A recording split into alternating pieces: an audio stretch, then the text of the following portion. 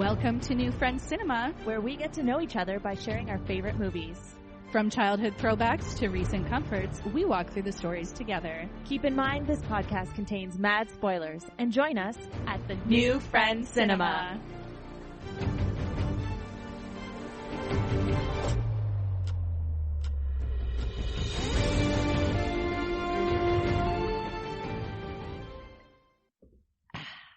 Hell yeah. Nice. So, my dear, how are you? Should we? Yeah, let's get started. Okay. Welcome back to New Friends Cinema. I'm Courtney. Okay. We forgot. Welcome back to New Friends Cinema. Welcome back. Welcome back. Oh my goodness, we are just absolutely tickled this morning. We are caffeinated and donutated. Gesturing. We hit up our local cafe this morning. It's actually the epicenter of our relationship, really, because it's a block away from each of us, and we just meet each other. We triangulate. Triangulate, that's the word. At the cafe. Yeah. And we found out that our donut person is leaving. They're no longer going to be making us donuts. Sunday's donut day. Yeah. And they're desperately seeking a new donut tier. Donutier. Yeah. Yeah. So if you know anybody, hit us up. Please. Yeah, so we have big fat coffees, big glazed fluffy donuts. Oh yeah. We are sugared. We are prepared to talk about our movie today. Oh my gosh. That little cheeky, little cheeky smile. The cheeky little smile. I watched it last week to prepare for recording last week. Yeah. And then I texted Dakota early in the morning. I was like, I haven't stopped crying since I've woken up. I don't think I can record today. And you were so sweet. You're like, honey, we'll figure it out. Yeah. You do you. And I was like, oh, you're gonna make me. It's just, no, because you were like, maybe like I can make time for it during the week. And I was like, girl, please, no. Yeah, like, we'll figure just it out. Don't worry about it.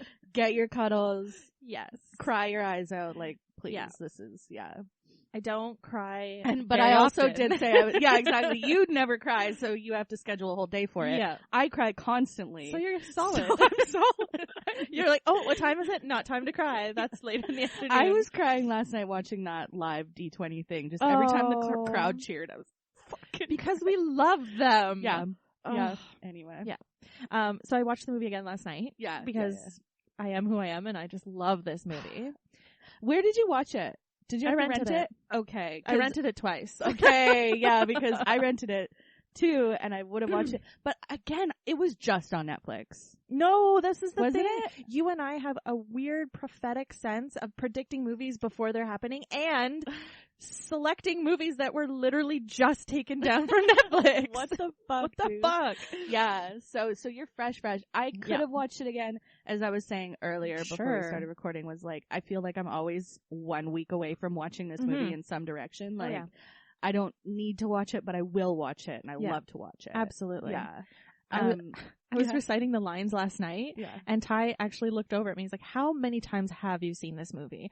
And honestly, it has been yearly for like 20 years. And even some of your top ones, you're like, I've seen it a lot, but it's less than 10 still. Yeah, still. And it was still that, I think it was at the time of my life rewatching those movies, but this movie is cold, hard, comfort watch to the point where we know all the words, This right? is girlhood. This is womanhood. This is, sure.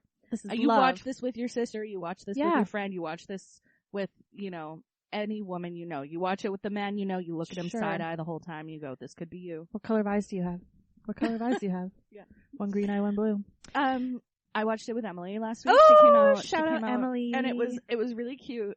We had a beach day, and then we went for dinner at the restaurant, and then we curled up on the couch, and we were cold because it was like nice out, but it wasn't hot, but we stood in the water up to our fucking chins for about an hour and a half, just talking, standing in there. And then we sat on the patio, and it was like the sun was setting. Like it was, so we were so deeply cold. Yeah. We were like curled up in duvets watching this movie, and we were supposed to be going out dancing after. Where? And it was like 9 o'clock there was a DJ at the restaurant. Oh my goodness! Yeah. And it was like 9 o'clock and like, or 9:30, almost 10, and like Prob was coming up and Mo was coming up, and they were like, are you guys coming down? Like, when are you gonna come down? Party started! And we're both just like, like, don't want to. But we did, we rallied. We had coffees and then we went and danced. Oh. It was so cute. That's so lovely. Yeah, it was really fun. Oh. What do you want to call this thing? I don't know. But we got another submission. Yeah. Yay! This is Sleepover Party. Send us your favorite movie. Tell us why. Special. Write to us. I should, I've heard it on other podcasts and maybe I'll do it where they actually have a voicemail on their Instagram. Oh, cute. And people can call. Oh my leave, goodness. and leave voicemails. Yeah, I consent to have my voice on your because podcast. One of my friends was like, I really want to do it, but like I don't want to write it. I relate to that so right? hard. It's like you're asking me to do homework. Yeah. I was like, okay, fuck. Just give us a voice note then. Yeah, okay. Exactly. Stream of consciousness style. So who do we have at our sleepover party today? This is my beautiful sister, Jackie, who was at the Midnight Margarita Margarita night. Yeah. She's a lovely listener. And she reached out to us on Instagram and said, "Hey ladies, much like yourselves, I have so many go-to films that I have watched over and over again. One of them being Dragonfly, filmed in 2002 starring Kevin Costner, aka The Cos. I have been addicted to this movie since I first watched it with my dad when I was 8 years old. Lately, I have watched it numerous times as they recently added it to Netflix. Prayer hands emoji, star emoji, the chef's kiss emoji, and a skull and crossbones emoji. It includes some of my favorite movie elements: thrills, chills, tears, and love. This film likes to play with the blurry lines between our world and the afterlife, and it has done that in such an interesting, kind of creepy, and in my eyes, believable way. I am in love with this story and love the mystery of life and death that it highlights. I'm a big horror and scary movie fan, but I also love an inspirational tearjerker as well as a love story. This film has it all for me. I hope others find it just as exciting and interesting as I found it, literally over and over and over and over again. Kathy Bates is also in it, which is great. Kathy Bates? And it keeps you guessing, LOL. There's a lot, and I can't get enough, even 22 years later. And then she says, Joe! Which, if you watch the movie, and I have because it's my sister's favorite movie, everyone's always calling, the main character's name's Joe, and like, everyone's always calling, Joe! Joe? Joe! So it's like, now it's like a thing where we're just like, Joe? Joe. Here's my official proposal. Thanks, Jackie. That was really sweet. Next time Jackie's in town, we're watching that movie with Midnight Margaritas. Let's do it. Actually, oh my god, she might be coming in October. My god. Yeah, perfect spooky season. Amazing. Yeah. Okay, Jackie, we're having a sleepover. We're watching that movie. Yay! Get ready. That's oh my be god. So fun. Okay, awesome. Thank you for sending that in. And yeah. please feel free to share your favorite movie, and we'll have a little sleepover moment where we talk about your favorite movie and why. Please send that into our Instagram, New Friends Cinema, at New Friends Cinema, or Gmail, newfriendscinema@gmail.com. Yeah. And it doesn't need to be super long. It doesn't need to be anything other than what you want it to be. Yeah. And we'd be honored to share your favorite movie story on the pod. Yes. Yeehaw. So good. Oh, what's going on? Where are we? What's happening? We should start talking about this movie. Too much sugar, too much coffee. I'm so sweaty. It's cold in here, and I'm so sweaty. Oh my goodness. Okay, we are also just like so jazzed to hang out. I know. I missed you. I know. And I was gonna text you, I miss you. Well, you texted me a really times. lovely photo of my green machine being full, and I was so like deeply touched. Yeah, because I feel like we haven't seen each other for over a week and a half. At least a week and a half. And we are seeing each other a little bit more often because we are excited for Tuesday. We are having a small tabletop game. Don't tell anybody. And I'm DMing. I'm so nervous. Have any of you ever played Vasen? Is it Vasen? I think it's Vasen. Vasen? Yeah. It is a Nordic horror. We can't stay away from that shit. But it is very exciting, and I have everybody's dark secrets, and I'm gonna weave them into the stories. So cool. I'm playing an 80-plus-year-old woman who got magically aged by mermaids, so actually I'm like 21. Love it. And I'm on my meander, my gap year, basically. As an 80-year-old woman. Yeah. And I get away with everything. Yeah. My manipulation stats are fucking high. And that's going to be necessary. Yeah. Are you working on a voice? Yeah, I'm just gonna do an old lady voice. Old lady voice, excellent. But Samara's doing an old man voice. Yeah. So we were saying, we were like, the conversations are gonna be so fucking slow. It's gonna be so good. And Yeah. Ty is playing this feral little huntress from the forest. I cannot wait. Oh, it's gonna be fun. Okay. Let's do it. But for this thing now. Okay. Welcome to New Friend Cinema. Welcome to New Friend Cinema. Welcome to New Jurassic Park. Stop. Okay. Whew. Okay. So, without further ado, we are going to reveal. Sorry, did you see my hand? She's shaking out of excitement. And you said feral, and I'm like, that's what this is right now. Oh, girlhood feral magic with a sprinkle of horniness, because that's what this movie is. Holy fuck. Okay. The 1998 classic Practical Magic. Yes! Applause. Yes. This movie had a chokehold on my 10-year-old heart. Oh, fuck yeah. And that whole, like, scene before we get into adulthood where they're just kids doing magic, I was just, like, frothing at the mouth, right? Making spells and shit. Okay. So, the film was directed by Griffin Dunne. And it's based off of the 1995 novel Practical Magic by Alice Hoffman. Wow. I worked in bookstores for fair enough. 6 years. Yeah. Did she have any other books? Yeah. I would imagine. She wrote a sequel to this too. Yeah, like more recently. Oh my goodness. 2016, yeah. Oh, and they're doing a sequel. It got announced recently. Are you okay? I'm in another universe. Yeah, right now. it just got, cause Emily, I didn't know that either, but Emily was like, oh, are you doing it right now because they announced a sequel? And I was like, no. Emily! Yeah. Oh my god, okay. Yeah. This adds like another layer of shaking to this. We are so tapped. We are so dialed in. Okay, so box office shit. I love this stuff. I need to start doing it because it's very interesting. It's so interesting because it's got a 24% on Rotten Tomatoes. What?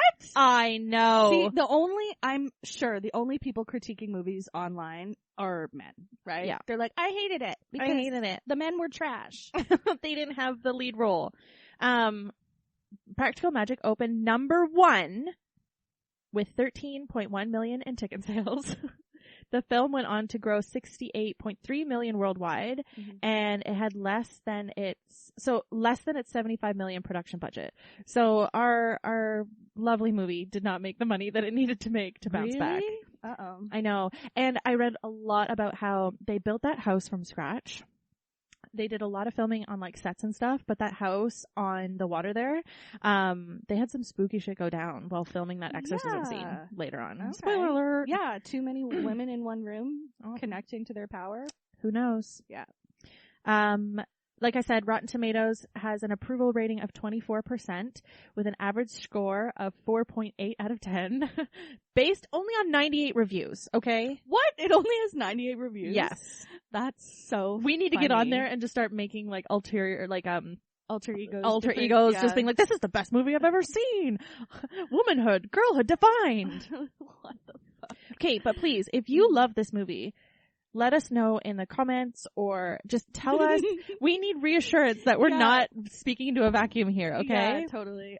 That just reminded me though, because one time on a different podcast that I listened to, there's one movie that they really, really love, and this is a big podcast. They have a really big audience. Oh. And they would talk about, I know. We have one fan, I'm pretty sure. And it's our siblings. Our sisters. But there's this movie they really like, and they were talking about it, and then they were like, their minds were blown. It was so low on Rotten Tomatoes. So they were like, come on guys, get out there and like, let's get this, the score up or whatever. And then a couple weeks later, one of them was like, yeah, so I checked and the score went down. It actually had how did that happen? Negative impact. Oh, that is that is perfect. Isn't that hilarious? The poor people who actually have the movie be like, we don't understand. We were riding at 30% and now we're down to 15. What have we done? Okay. The movie opens in an oceanside village in what appears to be old-timey 1700s. I picked that number out of my butt. I don't know history very well, but they looked like pilgrims. Is that fair to say? Like, what year was this? Yeah, early. It was probably, and the witch trials were like 1694 or something like that. Okay, right? okay. You're the history buff. Okay. Well, you know way more than me. Okay. A woman is being prepared to be executed, while a group of pilgrims look on. The narrator explains that all of the women in the Owens family have been accused of always bringing bad things, always being the reason why bad things happen. And the narrator goes on to explain to a little girl at the time that the Owens women they're not necessarily the reason why bad things go on, but boy, do they like to stir shit up. Yeah. They are not fans of the status quo. She goes on to tell them that this all started with their ancestor Maria, who happens to be the woman being prepared to be executed. She was a witch. She was the very first witch in the family, but this is a long line a long ancestral line of witches. The camera pans across the group of pilgrims who are mean mugging the shit out of Maria. She is standing on the hanging block, and the narrator goes on to say more about how she was a witch and people didn't like her because she had many lovers, and that's a good enough excuse to fucking take someone out. Yay, slut shaming in pilgrim times. But the lovers happen to have wives on the hanging committee. Well, ooh, I get that. Okay, so they feared her because she had an extraordinary gift of magic. What shocked me was Maria just jumps off the block and uses the magic to snap the rope before it had any chance of hurting her by magic, and everyone runs away. She was banished to an island and with her unborn child, and she waited forever for her lover to rescue her, but he never came, which is just so classic. Sad. Oh, sad, yeah. A classic sad. And he was never going to leave his wife for you. No. Fucking, what's her name in the village? Doing her quilting and whatnot. You're too good for him. And so she cast a spell because she's a bitter person who did not get the love she deserved. And she cast it on herself. So she cast the spell on herself that she would never love again. But as her bitterness grew, the spell kind of turned into a curse. And that curse would actually affect every woman thereafter in that line. That any man who would love an Owens woman would come to the unfortunate fate of death. So sad.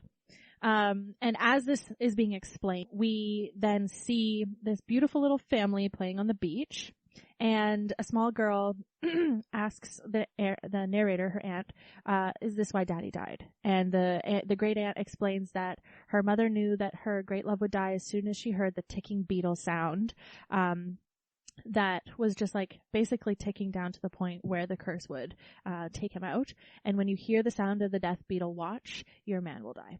And so eventually we flash then to seeing the two young girls who were being explained this lovely exposition by the aunts and the narrator. They are walking into this beautiful old Victorian style house. It's a big old house. It's a big old house. There's 5 floors. It's white. There's turrets. There's columns. Yeah, and we are properly introduced now to the narrators, who are the two great aunts, Aunt Frances and Aunt Jet. So, Aunt Frances, I had it written down. Aunt Jet is played by Diane Weist, and Aunt Frances is Dr. Channing, yes. I fucking love her so much. I love them both, actually, but. And the chemistry between these women is phenomenal. And the two little ones, little Sally, played by Camilla Bell, and Jillian, played by Laura Ann Criswell. These sweet 2 baby girls are basically sent to live with their aunts because their father died and their mom died of a broken heart. And they're just, adjusting to their new life, playing in the garden, and a small group of children, a mob of children, attack them and just start yelling, "Witch, witch, you're a bitch," which is just so creative. Love that for them. Yeah. What a lovely welcome. So immediately we're starting to see that the old-timey pilgrims of hate did not lose their hate over time, and they've always continued this, is it ostracize? To ostracize people of the Owens family, and, hate them and hurt them and cast them out. But the aunts attempt to reassure the children that they'll find, they come collect the girls after poor Jillian was like hit in the face with a rock or something. And they're like, let's go do some spells, which is the best line ever. So the girls are introduced to this very different lifestyle living with their aunts. There's magic. There's chocolate cake all the time. There's just kittens everywhere, which again, 10-year-old me is just like, take me now. And, you know, they're blowing fire into the candles. It's just such a beautiful, delicate representation of, you know, family and this womanhood, but just like a safe, witchy place. Yeah, something I really like too about this movie, the way that they interpret the magic is that it's very tactile. Yes. And it's like if magic were actually real, like the magic that we do when we do rituals and stuff like that. Yeah. It's like right next to that, but there's like actual little extra behind it. A little, it's so subtle, whether it be a candle being lit with your breath or, you know, love spells or some form of botanical potion. Yeah. Like it's not like sparks coming out of the end of a wand. It's like they're using the wand as a tool in ritual. Yes. You know what I mean? It's like, very ritualistic. Yeah. It's very spell orientated, very ritualistic oriented. And so the girls are practicing magic with chocolate cake like all over their face. It's so sweet. And then they get, it's like kind of late, right? When they're doing this. And there's a knock at the door and we see this like desperate looking woman like trying to get in. Yeah. And the two aunts like hurry the two girls to bed, and we find out that the two aunts, you know, get a lot of cash on the side basically. That's basically their income to do spells for the locals in town who are brave to come see them or, you know, embrace magic for what it is. And they are conducting a love spell for this person who desperately wants her lover to leave their husband. So it's very serious all of a sudden because she has to like kill this dove, and it's just the seriousness, I think, of the magic and the consequences that come with the magic are very obvious in this scene. Like, it's not just like all chocolate cake and blowing out candles. And Sweet Sally and Sweet Jilly are watching from upstairs, and the best line ever where Sally's like, I never want to fall in love. I never want to fall in love. And Jilly's like, I can't wait to fall in love, which is just their personalities in a nutshell, right? So we flash forward. There's lots of flashing forwards in this little exposition before the movie really gets going. So flash to little Sally casting a special spell in the atrium, or like the greenhouse of this huge house, in the middle of the night, to make sure that this true love spell creates a man that can never exist. So she's pulling together all of these like petals and leaves and basically all of these little ingredients to create a spell so that she'll never die of a broken heart. Because not only did that, what she witnessed, what her aunts did, scare her, she also has lost both of her parents, and she just wants to stay away from love. No, thank you, love. Some of the spell's lines include, he will hear my call a mile away. He will whistle my favorite song. He can ride a pony backwards. And little Jilly's like, what are you doing? Because Jilly isn't as experienced or, let's say, naturally talented as in magic as Sally is. Sally goes on, he can flip pancakes in the air. He'll be marvelously climbed. His favorite shape will be a star, and he'll have one green eye, one blue. Which is just like such a small child spell, right? Like, did you ever write spells, or were you just making potions, or both? Both. Yeah. I'm not surprised. Sally takes her ingredients outside on the deck of the house where the flower petals flow into the air and kind of like get whisked away and like off into the moonlight to take on its effect. Yeah.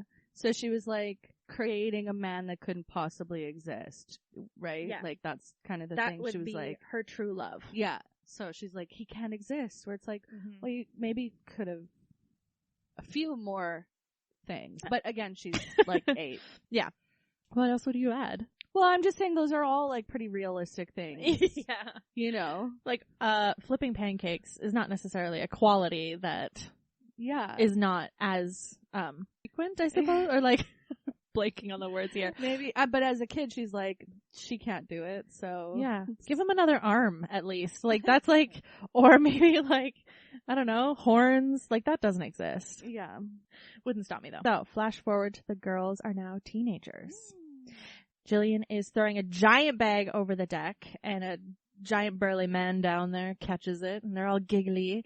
And Sally mournfully, like, looks on, because she's kind of wrapped up in her cozy, you know, house coat, and she's seeing her sister kind of like run off, I think, with this guy, and she's been left alone. Mm-hmm. But they make a blood pact before Jilly goes, to grow old together. This is our blood. This bonds us forever. This is our pact.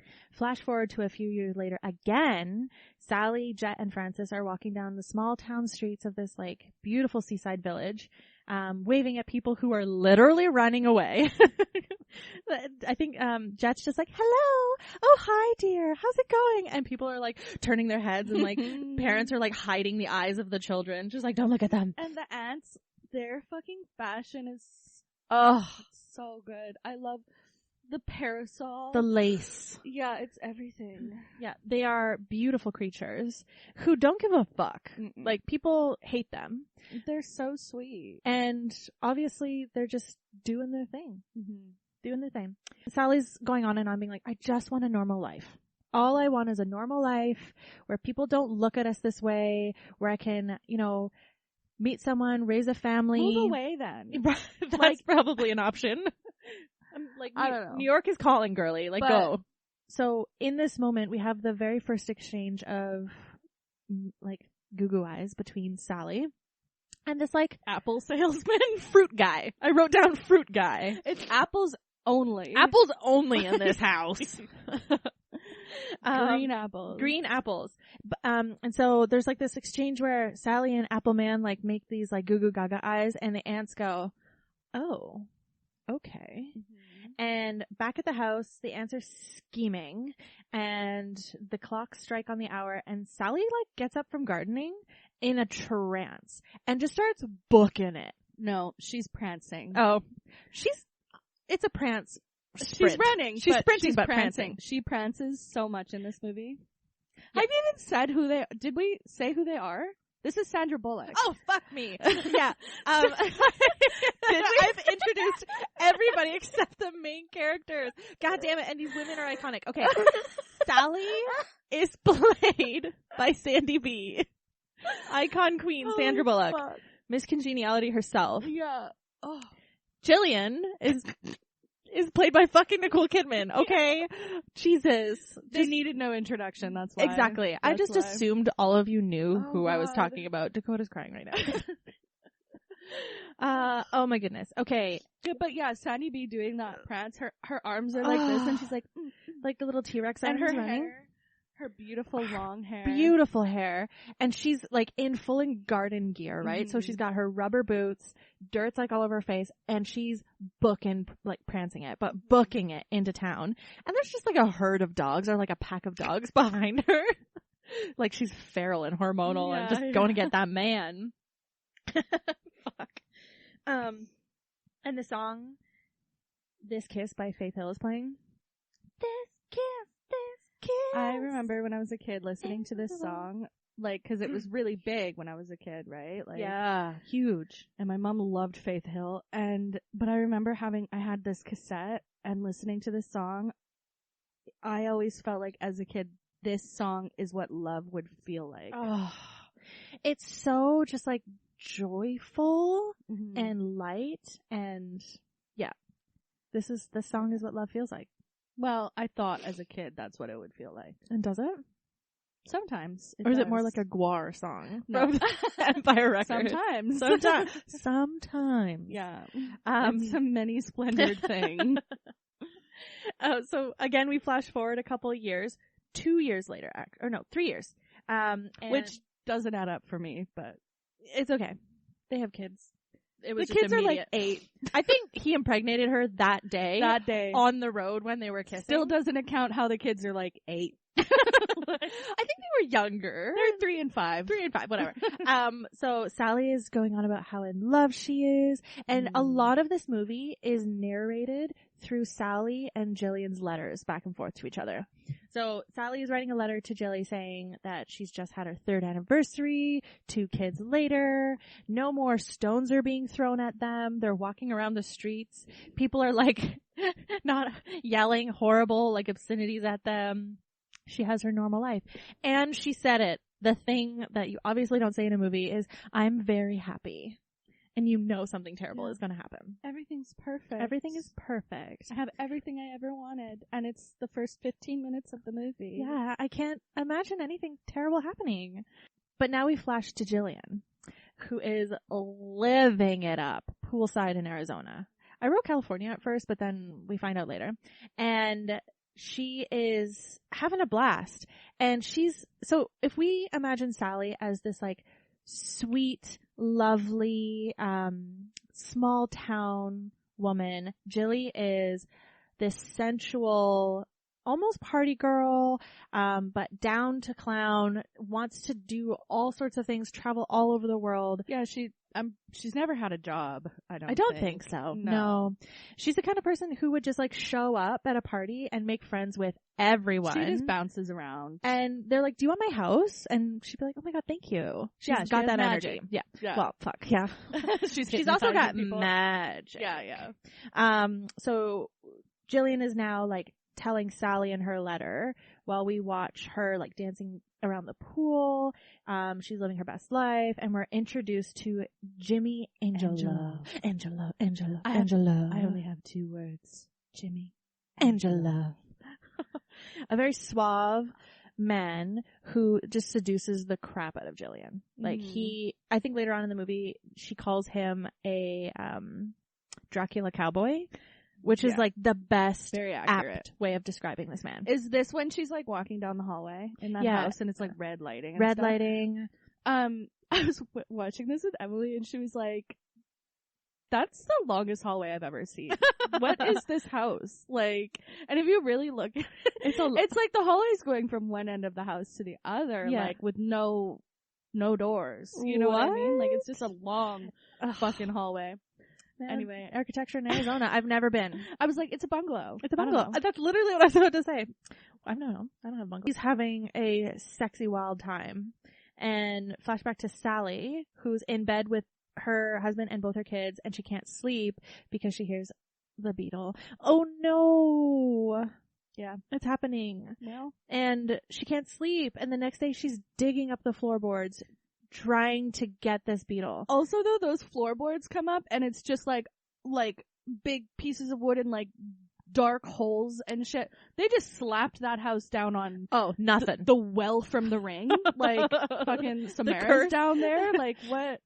It is an old house, and then just like the depths of no insulation, none. No wonder you've got beetles in the house. Yeah, this is technically your fault at this point for a poor foundation. And she's frantically trying to get it. And a part of her almost thinks it's absurd that she's doing it because she, I think in her mind, has like compartmentalized this curse as not being a thing. She's a very rational woman. But another part of her is like, this is the death beetle. I have to kill it before my husband dies. Like, you get to see her frantic nature here. And as she's like digging through the well of the ring trying to get this death beetle, her husband's in town with his fruit, and he's just like walking down the middle of the road. The middle of the road. The middle of the road. I get it. We live in a small town too. People are often crossing the streets when they shouldn't. But be like bear aware here. Like there's cars coming. Like just get out of the road. I can't. And he's like stopping to wave. Hey, buddy, what's going on? You're in the middle of the road, sir. And this like massive group of like speed road bikers come through. Yeah. And at this point, Ty's like, okay, he's just sitting there going like this. Well, I think that it's euphoric. I think that it's because it scared him. Yeah, and he's and like there's relieved. so many of them. He's relieved, but also he can't move now. Not yet. Like he needs to stay still and let them all pass. Yes. That's why. So he's just like breathing and like he's like, okay, yes, don't move, because if he moves now, he's gonna fucking take one out. take right? take a couple out. Yeah. I've seen the Olympics. Honestly, it's hilarious, but it's awful. It's awful when they all crash. Yeah. It's like dominoes on bikes going super fast. Yeah, I don't know. Something about a bike pile. Oh, we're bad. We're so bad. Oh my god. Okay. Please. But then out of nowhere, a truck comes and hits him, which again, This truck, like, I understand that this man is in the road, like, living it up. but you're a truck, you're driving behind a bunch of cyclists, so. Okay, from the other Aren't you direction. going slow? Oh, the other direction. But, like, there's also a man in the middle of the road. You just don't hit him to get him out of the way. Like, I got a delivery to make. Full circle. I'm on a schedule. He has apples to sell and get them to the stall that Fruit Man is going to go collect. See? It's the competition. The competition took goes him all the way to the top. Anyway, he dies. He dies. So I wrote, unfortunately, Maria's curse strikes again as her loving husband is killed in an accident on the road, which is just horrible. So sad. And just seeing all the apples go, like flying everywhere. Yeah. And flash to Sandy B, who's like knee deep in her floorboards going, because the Beatles stopped going. And she just knew. Mm-hmm. Also, Sally has like a bit of like a mind reading premonition power. She can hear people's thoughts, or she can hear people like miles away. So flash, I have goosebumps. Flash next to Sally running to the aunt's house in the middle of the night. Prancing. I think it's more of a frantic sprint at this point. It's still with T-Rex arms. Fine. I don't know. Flopping around. She's desperate. She's like, bring him back. Yeah. Bring him back. Yeah. I know what you can do. Please bring him back. And the aunts also reveal too that they didn't know that their little love spell was gonna go this far, which is just like, fuck. So fucked. That is so not cool. That is so fucked. She has 2 kids now. Yeah. And you're telling me that it was like, how do you not, like, your sweet, loving, kind niece who's desperate for love in like a normal life, who just wants to settle down, and you're just like, let's cast a wee little spell on her just to get her, like, just to give her some happiness. We didn't think you would actually love him. You mean Sandy B? She's gonna fall in love with anybody she meets. It's 2 kids later for me. Yeah, that's like, rough. That's careless. The last 7 years of my life, or whatever it was, are basically a lie, is what you're saying. Yeah, that's like fucked. That I can't even imagine that. That's so crazy. Because you're constantly questioning then at that point, did I actually love him? And did he actually love me? Did he actually love me? And now these 2 little beings are in this world that I'm responsible for, who I love desperately. Is that also a spell? The aunts are wonderful, but they also have a bit of this like recklessness sometimes where they play around with a little bit. They're just so used to it because Sally doesn't practice magic, really. She's not about it. But the aunts, like, they're just so used to using it. They use it all the time. Yeah, it's NBD for them. You know what I mean? Totally. So it's not, I can see from their side, they're seeing her and she does have so much love to give and she is so sweet. And she's sad and she's lonely. And they're like, give her a little boost. Like, we do it all the time. The little push. You know, like, so I can definitely see from their side of it not being, like, a big deal. But it was. Oh, totally, yeah. Yeah. And they also tell her, after all of this, that they refuse to bring him back from the dead because he will not come back as himself. Like, he will look like him, but he will come back something dark and twisted. So they refuse. So we get now this interesting parallel process of Sally moving in now with the aunts, with her 2 little girls, who are straight up identical of when her and Jilly moved in. Well, there's always one brown-haired one red-haired one. Yeah, and they're always in these cute little braids. Stockard and Diana. Right. Redhead and a brunette. So where did the mom fit in? Was she the 3rd sister? The mom? No, or was she Like, was the mom's mom their sister? Like, where? Yeah. There was 3 at some point. I think it was their sister. Mm-hmm. Or maybe another generation, like, below, because they call them the great aunts. So that might be, like grandma level. So Sally moves in with her kids to this huge-ass mansion. Sorry, I don't need to, I'm like, she's eating her donut. I will never be upset with you. Into the microphone. Oh. ASMR. And this time it's different. So when Jilly and Sally moved in, it was chocolate cake, spells before homework, fuck school. Your real school is here, basically. And when Sally moves in with her kids, it's no chocolate cake. Oh, do your homework before bedtime. Absolutely no magic, no spells. You keep that away from my kids. Well, she's fucking pissed off at them. Yes, because like cast a love spell on her without her knowledge. And she said to them, my girls will never do magic. She is... Which is, it's going to happen, let's be honest. But I understand her protective need. She's hurt right now. Yeah. So Sally's also like in the depths of her depression. She just lost a huge love of her life, whether it be magical or not. And so she's stuck in bed. And which I wrote, which is fair. Her kids like kind of come in and out of the room being like, okay, I'm going to school now. And she kind of hides under the blankets, but then kind of like scoops them in and brings them under. She's a good mom, but she's going through it. And that's why she moved in. She needed the help. So as she's under the blanket. Also, she trashed the floor in her old house, so. They cannot live there anymore legally. Yeah. It's condemned. It's condemned. And, Samara in the well she's pissed. She's like, that is the well girl's name, right? Yeah, Samara. Yeah.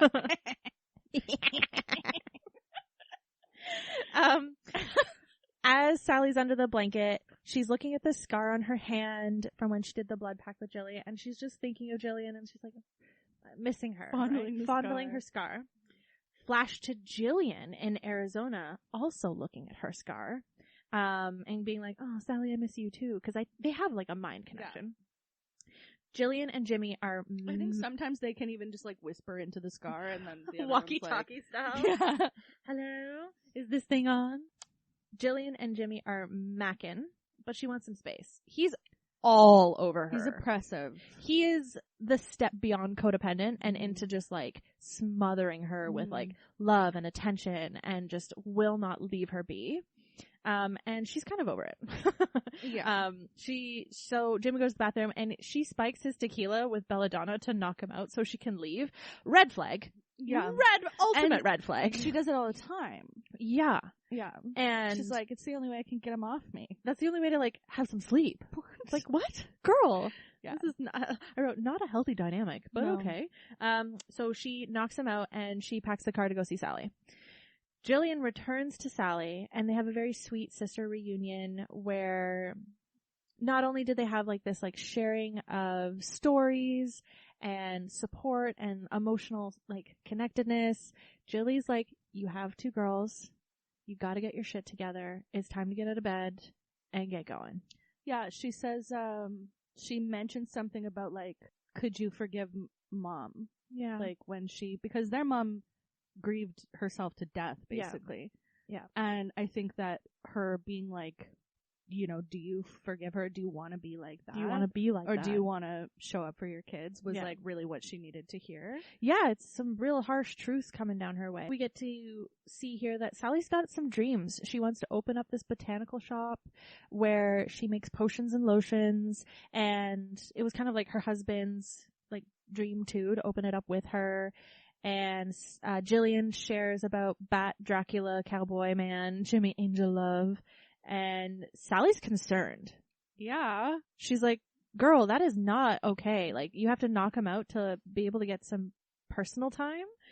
And in one line, she's just like, Jilly's like, sometimes we stay up all night worshiping each other like bats. And I was like, this is not sexy. What the fuck does that mean? They're hanging upside down from the roof doing oral? Echolocation oral. They're like, oh my god. Because bats do that, right? They hang upside down and they fillet each other. What? You did? Yeah. Oh, they love it. They love it. From what I've heard, they love it. Well, you don't do that if you don't love it. You know what I mean? The effort that goes into that. You're not just winging it. I killed her. Okay, wait. They have this very sweet moment, sisterly moment, where they giggle it out, they cry it out, they have cuddles, they laugh, they talk about bat fellatio. And the next morning, Jilly's gone. But Sally feels this sense of like refreshed and ready to get her life going again. She just really needed that sister kick. Did Jillian just fully bend time to I think so, because there is a scene later on when she's driving and the sun is like, I think she can play with time, which is fucking cool. Again, goosebumps. She's refreshed. We flash to Sally getting out and about, building her little botanical potions and lotions shop. And it's very sweet because she's got 2 employees who are aware that Sally is different and love her. They do not all need to be on shift at the same time, though, all the time. Not in that shop. Jesus. It's empty. There's no customers. I'm like, she is hemorrhaging money. The payroll cost is out of control. Oh my God. And those bottles are fancy. But I loved this as a kid. I think we all wanted to open a potion and lotion shop after seeing Sally do this. And she's getting it all ready. They're going to launch and open the store, and her girls are like walking home from school, and they make their way to the shop, and of course, a mob of fucking children are following them. And of course, they're yelling, witch, you're a bitch. And the classic line of Sally being like, you'd think after 200 years they'd come up with a better line. Or like get a little bit more creative. And the oldest girl, Kylie, points her finger. It's Evan Rachel Wood, right? Yes. And she points at one of the boys, and they all go, and she yells, chicken pox! And Sally's like, no, she was just kidding. And behind her, she's like, I'm not kidding. yeah, so cute. Everyone freaks out. The parents are like, oh my God. Because the parents believe all this shit too. Control your child. And they're scared of her too. Like, they're scared of them. Well, if you're scared of me, then you shouldn't fucking be bullying me. Interesting take. Like, leave me alone. Yeah. Fuck. Sally tries to parent her little witchy kids. But they're not having it. Because they're like, you won't let us do magic. We know you have powers and you don't even use them. It's sweet because they like walk off hand in hand, and Sally's just like, oh, I don't know what to do. She's like parenting on her own. And when you throw magic in the mix, it's not great. And so back at home, Sally tries to tell the aunts to watch what they say in front of her kids and stop teaching them about magic. Stop teaching them about spells, because Sally just wants to remove any opportunity for her kids to have the same childhood she had. But that's impossible. Didn't she have a great childhood, though? That's the thing. I think she wants to so desperately be normal, quote unquote normal, or boring, let's say. And reality check here, honey. Oh, glasses are on. Nobody's normal. Normal is a social construct. Does not exist. Yeah. And in that town, normal is just, middle class, white, boring person. Like, yeah, you want to be like them? You want to be like that? You literally want to be like them? Please. Oh, God, that's the word. So Sally is writing Jillian another letter, and she mentions that there is a ring around the moon, and she's got an emptiness inside of her. Trouble's coming. She's really feeling the depths of her loneliness. Her letters are very poetic, too. Yeah. The phone rings in the middle of the night, and Sally immediately knows that it's Jillian, and that it is Jillian, and she's scared and she needs help. And so Sally races to Arizona to the motel where Jillian is staying to get her. And she's like straight up hiding in a corner, like on her like knees almost. And she's looking rough. She looks like she's been crying and she's been struck in the face. So she's like been hit. And Sally helps her collect her stuff to leave. And Jillian like clocks eyes with the moon. She's like, blood on the moon. I need my tiger's eye. Straight up, I bought a tiger's eye immediately. Like, I made my mom go buy me a tiger's eye pendant after this. I still have it many years later. And my grandfather also had a pendant. And so Jilly races to Jimmy's car because she left it in there to get the tiger eyes necklace. And Jimmy's in the back and he grabs her from behind and like pulls her in. She's fucking hiding back there. Right? Creep. And he has a casual gun to her head now, which is just escalated. Love that for them. And so Sally comes to collect, like, Jilly, what are you doing? And she has to get in the car because he's threatening violence. So He has a gun to Jilly's head and demands that Sally drives. They're driving along, and Jilly and Sally are communicating through the mirror, witchy style, where they're having full-blown conversations, and Jimmy's But they're not talking, but they're like, they're in their minds talking. Jilly tells Sally that the belladonna is in her bag. Jimmy's going on and on about something, and he grabs her to brand her with his ring. Like, he's heating up his skull ring to, like, brand her with it. And Sally freaks out, grabs the tequila and is like, I'll tell you the story, blah, blah, blah. Listen along, I'll play along. And she takes a swig. But while Jimmy's going on and on, she pours the belladonna in tequila, and he's, like, slinging it back. They pull over for him to, like, take a piss break. And Jillian's like, how much did you put in there? You didn't put enough in. He's, like, walking around still. He should be passed out by now. She's been fucking microdosing him. The whole time. His tolerance is, yeah. Insane. He comes back and just casually starts to strangle Jillian. This is so lovely. And Sally's freaking out, like, banging on him to, like, pull him off, but he passes out. Mm-hmm. And they pull him off of Jillian, and he is dead. Eyes open, jaw agape, dead as a doornail. And Sally didn't really realize that she spiked a lot of belladonna in that tequila. They realize to kill him, and they have to figure out what to do now. Because Sally's like, I have 2 kids. I cannot go to jail. Yeah. Jillian suggests that they bring him back from the dead, and it's their only choice to not go to prison. You could have just left him there. Or, yeah, also fucking take him to the police. Like, be like, he fucking held me hostage for weeks. My sister came to help me escape. He fucking took us both hostage. I had to do this. He was threatening us with a gun. Yeah. He attacked me, and it was an accident. Because we find out later he has a bit of a record of doing this specific thing. I think that, yeah, this happens a lot, right? When people do, like, manslaughter, and it's like, even if it was an accident, they just, like, panic. Can you imagine accidentally killing someone? Oh. And then, like. Terrifying. You don't want to go down for that. No. You know? Yeah. It's hard. It's hard to be accountable for little things. Like, to hold yourself accountable for, like, little mistakes is hard enough. Let alone, like, taking a life. But that's actually one of my biggest fears. Killing someone? Is, like, accidentally killing someone. Oh, honey, that would be awful. And then, like, 'cause, like, or, like, hitting a kid on a bike with your car or something like that. Yeah. Is a big fear of mine. I think it's a valid fear.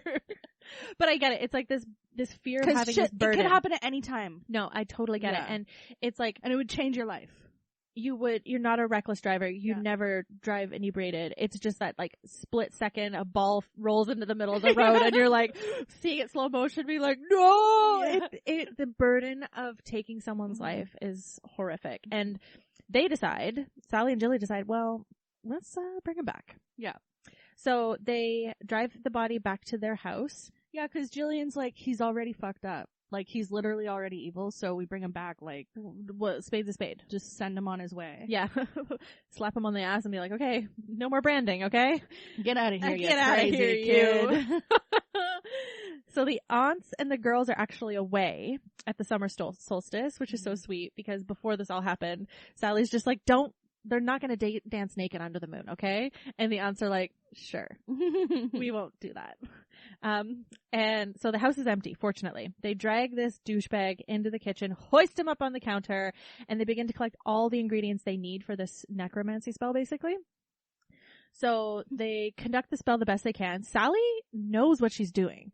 Jillian is, like, obviously activated because they killed someone, but she doesn't know magic as well as Sally does. So Sally's way more experienced, and Jilly's following her lead. And just like that, Jimmy is back and ready to go. And he fully attacks Jillian. And yeah, he basically just, like, immediately leaps off the table, goes for her throat again.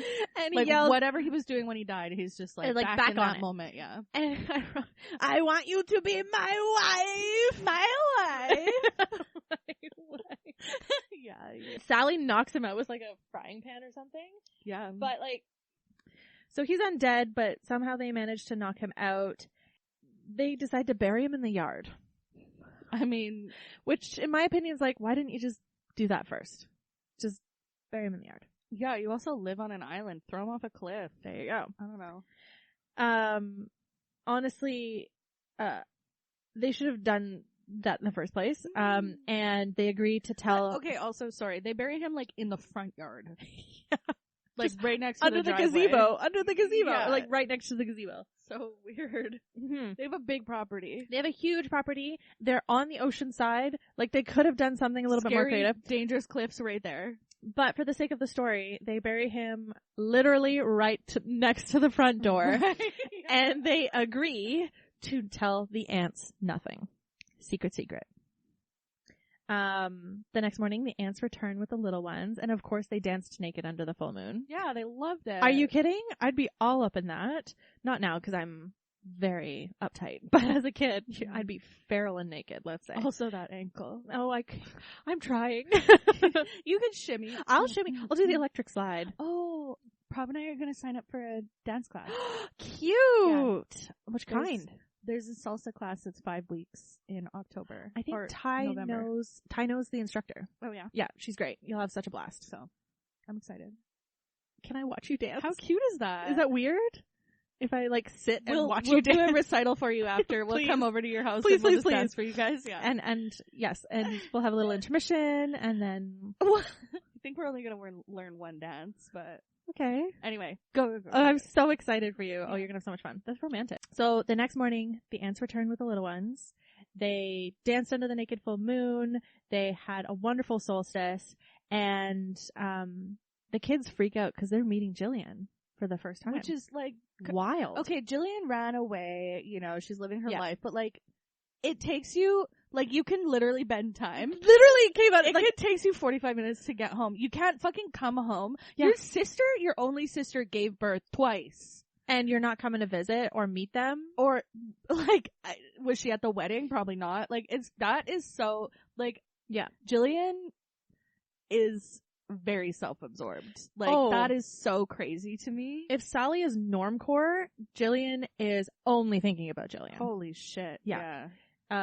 And so the kids freak out also because they're carbon copies of their mom and sister. And the great aunts greet her excitedly and no one knows what's going on. It's like happy-go-lucky. Let's make pancakes. Mm-hmm. So we flash to the next day and Sally and Jilly are in her shop and Jillian is not working very much. She's smoking. She's like testing out the products. Again, both of the other staff members are in there. Yeah. No customers. Sally's a little testy at the moment. Yeah. Not only because her sister's just like, you know, smoking a cigarette in the, whatever.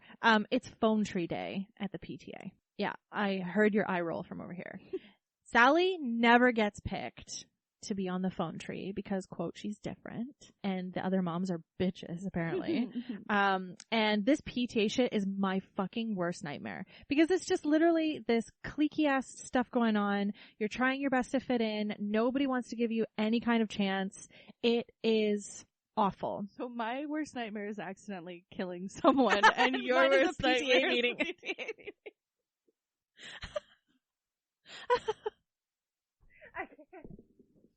I'm like some ruthless bitch who has social anxiety. Whatever. Okay. You just spit all over water, yeah. So Jilly crashes the PTA meeting. And she fucking slides in there. Oh. She struts through these desks and the other moms are like, her little hip. Woo! She's like, I heard she has a snake tattoo on her boob. And one comment goes a little bit too far.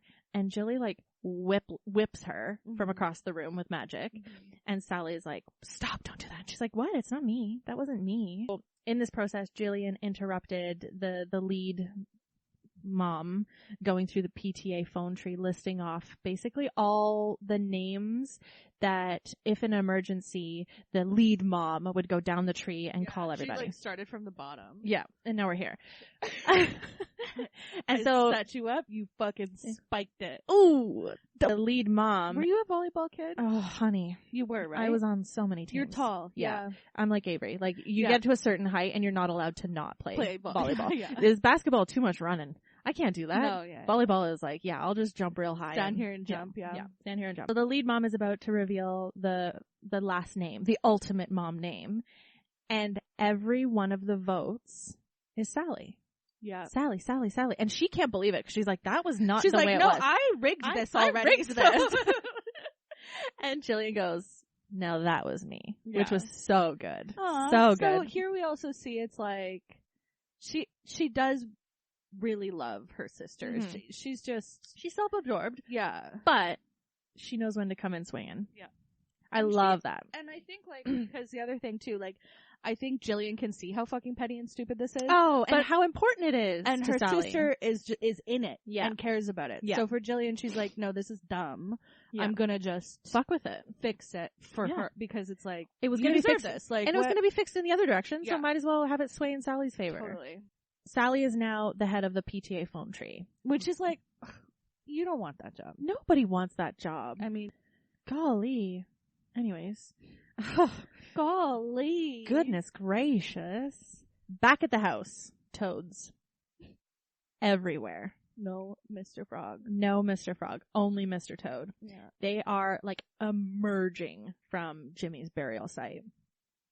Did I tell you about how I used to collect toads and frogs and build little terrariums for them and sing to them? So there's this whole home video of me with various buckets that I've made ecosystems for all of the frogs that I've collected, and me just going around singing to all of them. It's so cute. I have it on a USB. I have to show you. Oh my gosh. Yeah. We used to go frogging. It's all the the time. ultimate. It's a thrill. That's what, I mean, it's called frogging, right? Well, toading, frogging. But also frogging sounds like an alternative sex act. It is. In a way. No. Like, what is frogging? What is frogging? I don't want to know.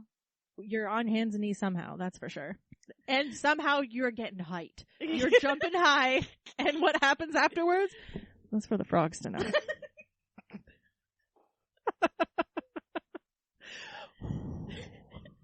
We are so off course here.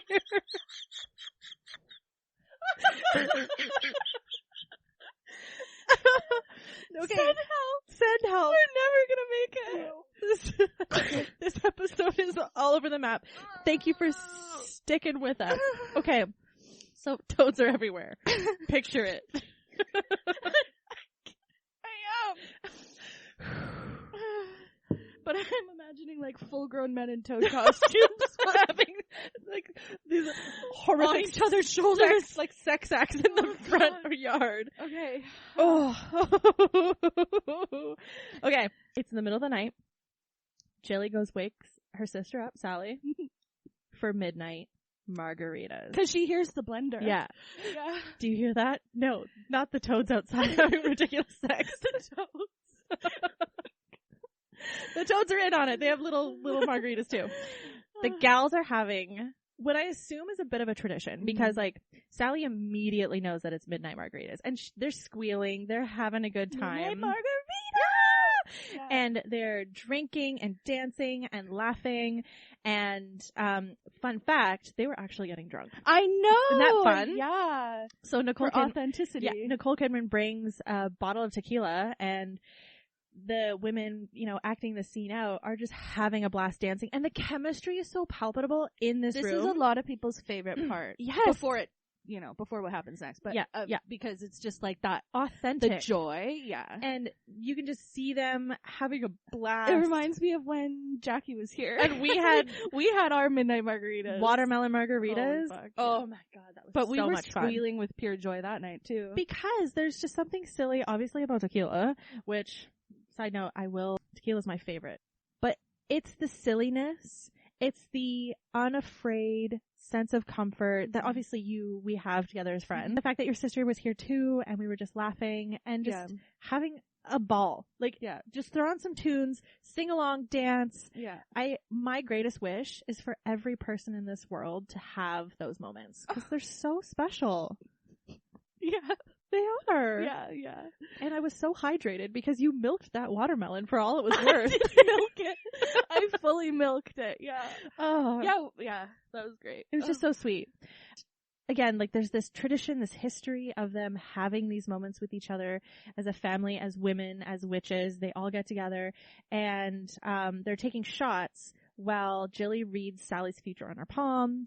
And all of a sudden, the tone shifts. Mm-hmm. Once they started taking shots, the tone shifts because now they're slinging insults at each other. And there's like some slut shaming and some kooky, like, and it feels like the words are like jumping out of their mouths. Yeah.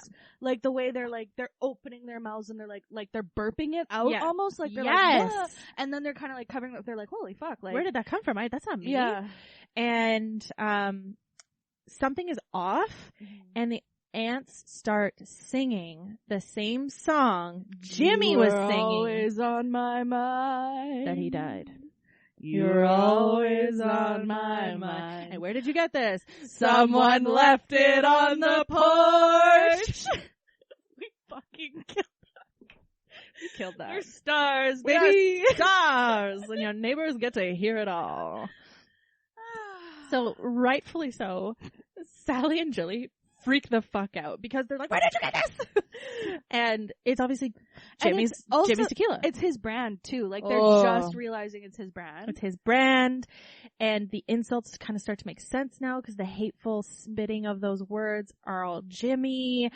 Oh my goodness. And the broom falls. And Aunt Jet goes. But I think, so she like smashes the bottle. Oh yeah. In the sink. Like she like throws it in the sink. She says something, and that feels like the kind spell of breaks. It like breaks the spell, and then the broom falls. Just to because kind of like they were acting really weird. The ants were all like slurry, like they're drunk, but they're not that slurry. And then when she did that, they kind of the spell broke. Yeah. The broom falls. Jet says, "Company's coming." Yeah. I get so many goosebumps talking about this movie. Yeah, I'm counting it. You're at 4. I'm at 4. The sisters actually refuse to tell them. Like, they still are going to die on that hill of silence, and they will not tell the ants what actually happened. So the ants are like, fine, clean up your own mess. They go up to the little girls. They wrap, like a talisman of the rope from Maria's noose around the kids' necks for protection, which is just twisted. Yeah. And basically like, don't talk to strangers, honeys. We're gonna go away for a while. I feel like they should have just taken the kids. Just take the kid. They bounce. They're like, clean up your own mess. Feel is, I guess to a degree, like teaching a lesson. But if you're a witch and you know some dark shit is going down, I don't know, you don't leave them hanging like that, in my opinion. Like, I get it for story and plot. They also don't fully know what happened. Yeah. They are just thinking, oh, you turn your nose up at magic and then you used it and you fucked up and now you have to fix it and you have to deal with the consequences of that. I don't think that they're fully, because when they come back later, they're like, oh shit. We didn't know it was that bad. We're too late or we weren't exactly on time. Yeah. Like, and then they kind of take charge and help. Yeah. You know what I mean? So I do feel like I agree with you, but I think there's still a disconnect of like, right now this isn't necessarily life or death. They're like, oh, you are being hypocritical. You need to figure this out. And they're adults. I keep forgetting that. Like, yeah, they're 30. The aunts are not their parents. Sure, they raised them. Yeah. They cared for them, but they don't have the same, I suppose, connection or investment into just like being there at beck and call. They're like, no, we're not dealing with this. You deal with it. They leave, and the next morning, Sally and Jillian are hungover, trying to figure out what to do next. And Sally's trying to get her kids to school, ask Kylie to get mint from the garden, and she's like, I'm not going out there. There's a man there. Yeah. Ugh. Avery used to do that all the time when I was babysitting. Avery. Kids. She'd fucking stand at the back door, the sliding glass door to the backyard, and she would stare into the backyard, and she would wave. No, Avery. Like, there's a man back there. He wants to come in. Girl. Look, kids and animals are so sweet and innocent and so close to the veil that they can see shit that we cannot. I'm telling you. I fully believe she saw someone. And I was like 13. You're like, no. Oh my god. Kylie reveals that the ants left in the middle of the night, and Sally and Jilly have to clean up their own mess. They go outside to the burial site and see that Jimmy's boots are visible, and they sink back into the ground. And then Jilly's like, or we're sinking in the ground. And she's like tripping out. Sally starts hacking away at the rose bush that mysteriously grew overnight. Red flag. And a mysterious man approaches. He introduces himself as Gary Hallett from the state prosecutor's office in Arizona. And this man has a bit of a southern drawl that I will bust out for the rest of this podcast. Texas Ranger or something? Yes. He has like a badge that's a star that's giving sheriff, you know? So he's here specifically to talk to Jillian about a case that he's working on. And Sally mentions to Jillian that she has like this really strange feeling that she cannot lie to this man. Mm-hmm. She's like stumbling over her words. She can't formulate sentences. They plan their story to tell him, basically, yeah, he hit me and I left. Mm-hmm. He tells Sally that he somehow has, her letter that was sent to Jillian, because obviously he like did an investigation where Jillian was staying with Jimmy and found her letter. Mm-hmm. Kind of weird, but we'll get into it a little bit later. A lot of stuff about him where I'm like, this is horrible police work. Oh, he is not doing his job. No. He is, let's just say biased. He is a biased man. Jillian tells Hallett that Jimmy hit her and they haven't seen him since. He questions them a little. His fucking car in the driveway. He questions them about the car with Arizona plates in the driveway. And when Sally tries to explain why they have his car, she malfunctions. And, she kind of like blurts out that we took the car, now it's ours, and blah, blah, blah, blah. And Hallett reveals that he's investigating Jimmy, particularly because there have been, I think, only one, but I think there's a series of murders where women are found branded on the side of the road that have been associated with Jimmy. So Jillian literally could have been the next victim. And the girls have a silent freak out because they're like, oh my God, oh my God, oh my God. Hallett brushes off some belladonna from Jimmy's car seat where Sally spiked his drink.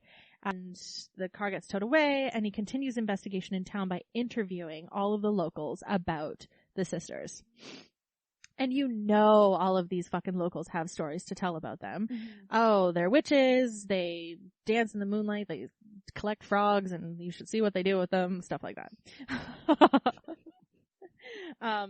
And so Hallett is found, so he goes to her store. Heard of frogging, Sheriff?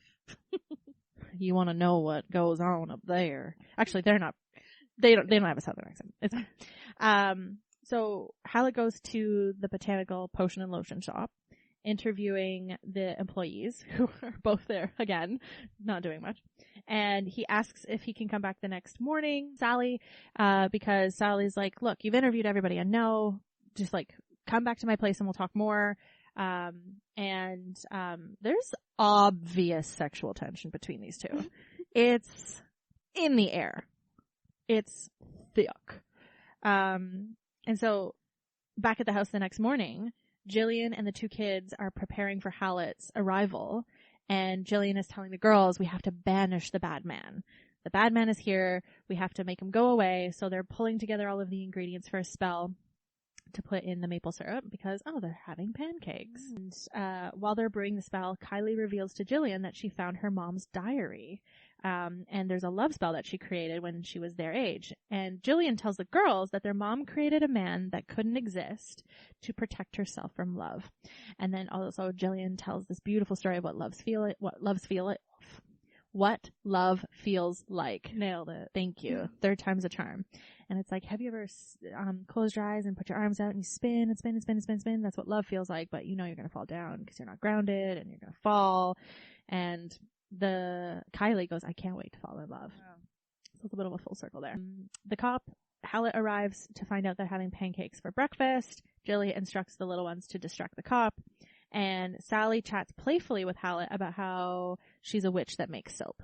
Mm-hmm. And this scene is a lot different, I think, than every other scene that Sally's had with Hallett, where she's kind of flirty and not hiding the fact that everyone thinks they're witches. And she, shares that the craft is not about evil, malicious thing. There's no devil in the craft. It's just like what we were talking about earlier. It's ritual. It's honoring nature. It's being with women. And, she's really embracing her ancestry, I think, a little bit more as she's sharing this stuff. More chemistry. I love this line. did you and your sisters kill Jimmy Angelov? And she goes, oh yeah, a couple of times. So Antonia, the little one, is making a mess in the kitchen and making pancakes, and Hallett offers to help. So Sally and Hallett are humming the same song, and Antonia clocks that and the fact that he's flipping pancakes. High. Really high. And like multiple 360s, and then he lands. Mm-hmm. This man knows how to flip pancakes. And so little Antonio goes, same song, pancakes, star badge, rides ponies. The girls are seeing all the signs, and Jillian attempts to give Hallett the special banishing potion brew, and Kylie snatches it out of the way and throws it off the cliff. Yeah, they run down. They're like, come on. Yeah, woo! And Jillian's like, what the fuck? And I like that she's like, well, I guess they didn't want to eat that. So all the while this is happening, a toad.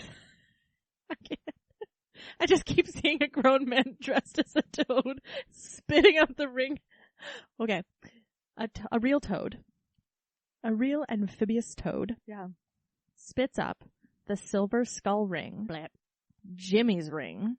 And Hallett is immediately, he's like, what the fuck? You guys are playing with me. And he feels betrayed a little bit. He's a little pissed off. Yeah. Yeah. Because he thought, he's like, what the fuck is this? Like, to be fair, I think he is pissed off because this is an important case. People have died. He wants to catch this guy. And these women are kind of, give him the rigmarole or whatever it is. And I think he kind of feels like they're hiding him. Yes. Right? Oh, yes. His car was there. His ring's here. He's like, is he at this huge house? Like, yeah. He thinks that they are sympathetic to Jimmy and hiding him. I didn't even really clock that. The sisters have a fight about cleaning up messes. Sally is pissed. She's like, you bring this chaos into my world. I had a normal life. And Jillian's not having it either. She's like, you waste so much time and energy trying to fit in. Mm-hmm. You're not embracing who you are. Sally immediately orders Jillian to leave. And Sally runs out to go tell Hallett everything. Prances. Forgive me. She prances. Jillian is, at this point, kind of not looking so hot. Mm-hmm. She's not sleeping well. She hears Jimmy in all of, like, her dreams, and then when she wakes up, and she's, like, holding herself, almost like she's got these terrible cramps. So Sally prances to town. And Hallett instructs her to get a lawyer before she talks to him. And she said, I don't want a lawyer. I just want to tell you what's going on. So he brings her into his hotel room to conduct an interview. Like, is he not working with the local cops at all? Like, do they even know he's there? Like, what is going on with this investigation? It doesn't look like it. And she sees that he has, like, a bunch of photographs of her. On his bed. Yeah, like, spread out. And not, like, photographs, like, he got from a newspaper or a yearbook. I'm talking, like, big-ass lens from the bushes, taking pictures from, like, a couple yards away. Also, there's her letter again. And she goes, how many times did you read this letter? Because it looks ragged. Yeah. Like toilet paper. It's been handled so much. And he's like, maybe 1,000 times. Like, okay, settle. You're giving me Jimmy vibes right now. Right? You need to chill. Right. He gets a recorder out, and she tells him that Jimmy's actually haunting them from the spirit world. And he's like, oh, fuck, I thought I was actually going to get a confession or at least something. He looks pissed. And Sally goes on saying that he's been punished. And Hallett is pissed, but he actually, like, cares really deeply for Sally. And he wants her to get a lawyer. He wants her to feel protected in this legal system. And then they start macking. They are full blown, like, having a serious conversation to just tongues in the throat. This kiss is so awkward, though. It's so embarrassing to me. Why? It just feels like when you were first starting to make out. Yeah. And, like, just the way that he, like, they, like, stumble up against the wall. Yeah. And then it feels like they're, like, trying to, it's just like young teenager kissing for the first time. Awkward, stumbly. Yeah. I was embarrassed. Like, it made me feel cringy watching it. Oh, interesting. Oh, I just saw that they are feral for each other. And I think that's the awkward part of it, right? Like, they can't really control. It's not but suave. It wasn't smooth. No, because I've seen, where it's like, push me up against the wall or whatever, and it's like, it's sexy. This was like very stumbly and very like... Well, she's also like, no, and yes, no. The chemistry's there. Did anyone else cringe at this part? Let us know. Curious. Or did you think it was, because Emily like, and I were sexy? both like holding the blanket up. We were like, ah! While they're smooching, she notices that he has one green eye, one blue. She like grabs his face. Hold on a minute. Let me look at this. What's going on there? And he goes, I've had it since I was a kid. Like, I was born with it. And she like runs away. I can't have two colored eyes. No. He's like genuinely hurt and confused. I was born with it. He was probably teased about it as a kid too. He's like, I can't escape it. So while Sally like makes her way back home, she's getting mind messages from her kids and Jilly. Something is very wrong back home. And so in the attic, which is to say something like, this house feels like it has like 10 attics, right? Because it's like 5-6 stories tall. As I said, it has a turret. So even in the attic, there's like another area. Up to the turret, in the attic, Jilly is being possessed by Jimmy. She's doing like that weird like body lunge thing where she like contorts herself. And I had to like, Hallett just appears out of nowhere.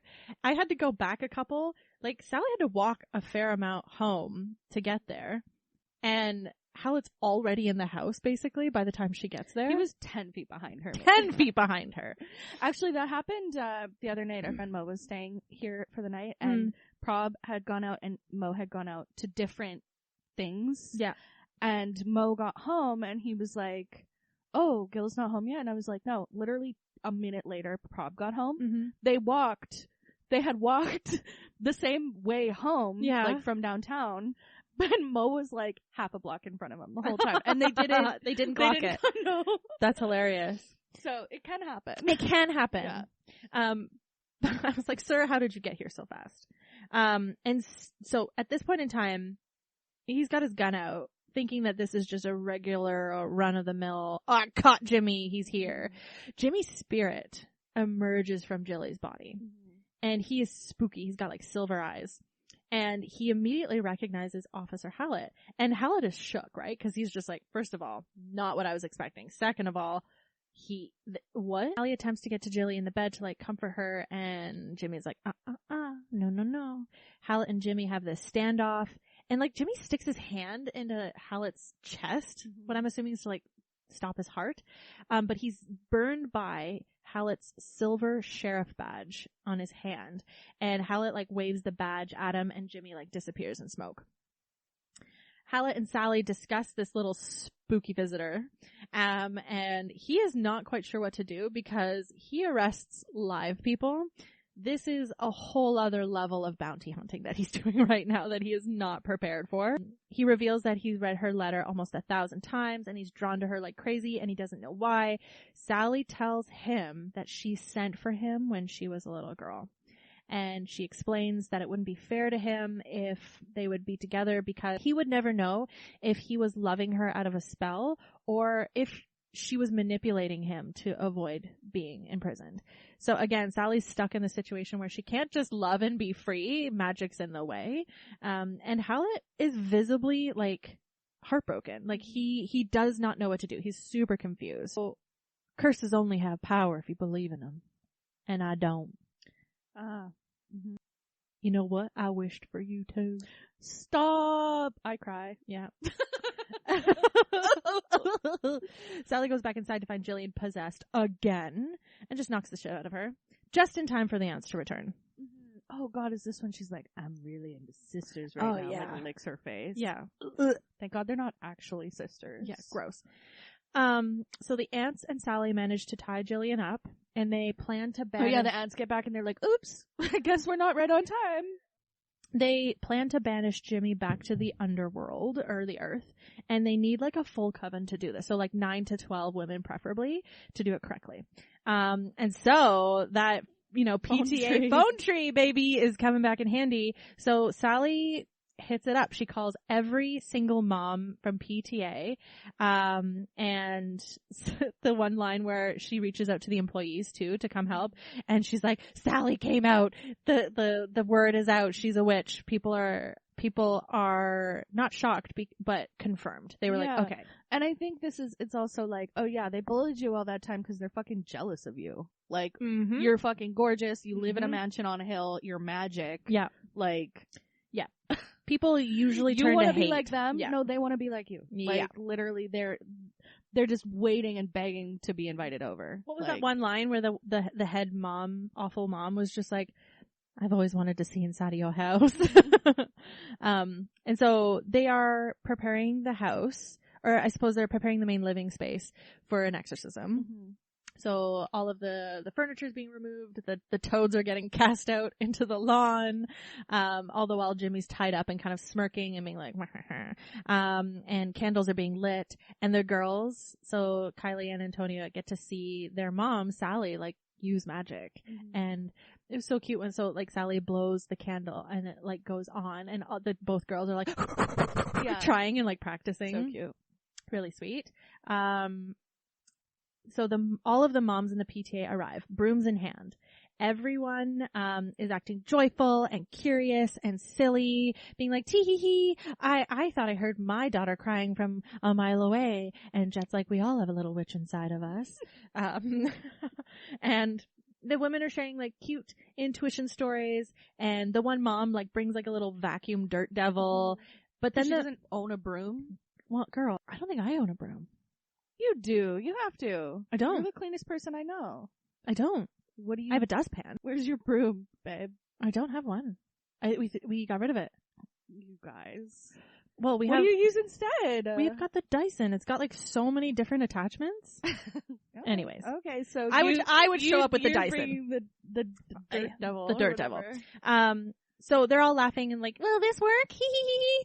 The mood shifts fucking dramatically when they enter that space where Jillian is on the floor in the circle of brooms. So picture this. It's this like old Victorian pilgrim looking house. Beautiful, like, beams, big ass fireplace. It's spooky. All of the furniture has been removed. A circle of brooms, like there's no space. Basically handle to handle. Yeah. No gaps in the circle because the circle is holding Jimmy. Jilly is with Jimmy in the middle of that broom circle, writhing on the ground in pain. And all of the giggles get sucked up like a vacuum, for lack of a better term, because, oh shit, this is serious. Mm-hmm. And the one woman's like, I've had a bad ex-boyfriend before. It was nothing like this. Okay, this is not about you, This babe. is not about you. Shut your fucking mouth. It's so intense, and they begin chanting. So they grab the brooms off the ground, still maintaining the circle, and they start chanting the Tite Baratinum, whatever. It's like a banishing spell. Candles are going out. Foom, foom, foom. Picture frames falling off the walls. The house is basically rumbling with Jimmy's spirit. And Jillian is having like a fit inside the circle because Jimmy's hurting her from the inside, like classic possession, right? Sally attempts to get close to Jillian and Jillian like tries to leave the circle but blasts off and hits the ground. And Sally can see that like this spell that all of them are like getting really into is hurting Jillian. So she's like, stop. And she lies down next to Jillian, and Jillian's basically pleading for her. And this is where I cry every time in this movie, basically pleading her sister to let her go. Let me die. Mm-hmm. He's not going to leave me be. He's got like his hands around me. My soul is like stuck with him. Please just kill me so he can't hurt anybody else. And Sally is heartbroken, tears. She's like, no, I will not. We are bound together. Do not leave me. And so she has a brilliant idea to try and coax Jimmy out. And so they put the brooms down, they slide it open, and she offers Jimmy a shot of his alcohol that they even got another bottle. Yeah, got another bottle. Yeah. And she demands for him to come out, coaxes him out with tequila. Sally quickly grabs Jillian's hand, slices her palm, slices her, and they blood bond together again. And there's a series of flashes of every Owens woman in that curse and facing that untimely heartbreak and death all the way back down to their ancestor Maria. And a bright light like blasts from them and knocks everybody over. Jimmy is removed from Jillian and he's like hanging in like this dust cloud above. And then Sally quickly gets Jilly out of the way because the dust starts to like fall from the ceiling and hits the ground. And this is where the brooms come in handy because they broom and they sweep that motherfucker out. Time to take out the trash, girl. Yeehaw! And they sweep him out. And his evil soul is like in ashes on the ground outside, and they spill the brew from the cauldron onto the ground, and you get that like sizzling and that and like he's been properly banished now. He's fully exorcised, I wrote. So flash now to a bright sunny morning, which is, I'm assuming, just a little while later, because it looks like everybody's okay now. And Jillian gives Sally a letter from the Arizona Police Department that was just delivered, and it's from Hallett telling that Jimmy's death was deemed accidental, and the case is closed. Sally's just like, still got that like emptiness to her, and she misses him, and she's like, what do I do? And Jillian goes, what wouldn't I do for the right guy? And flash a little bit later, Sally calls to Hallett with a little witchy leaf. She's like out on the deck and being like, tell him to come, whispers in the leaf, and the leaf like flows off into the into the night. He comes back, they reunite, they have a big run and kiss. Prance and kiss. Thank you. They are in love. Even though it still might be a spell, they're like into it. Now, one of the best scenes of this movie. Flash to the final scene, like weeks and weeks later, because it's fall. There's a crowd gathered outside of the house. Everyone's in costumes. It's Halloween. And one of the main rumors about the Owens family is that they're witches who can jump off their roof and fly. And which is so sweet because we get to see this shift now in the town where they see these women as human. And obviously, but they're embracing them. They're embracing them. They're accepting them. And they had to fight through a lot of bigotry to get here. But now it turns into this tradition where all of the Owens women dress up in classic witch attire, pointy hat, black dresses, stripy socks, very a la Wizard of Oz. They all line up on the top of the roof. And like Dakota and I have said, this is like 13,000 stories high. Yeah. Like this is a tall house. Yeah. This is not a bungalow in Arizona. No.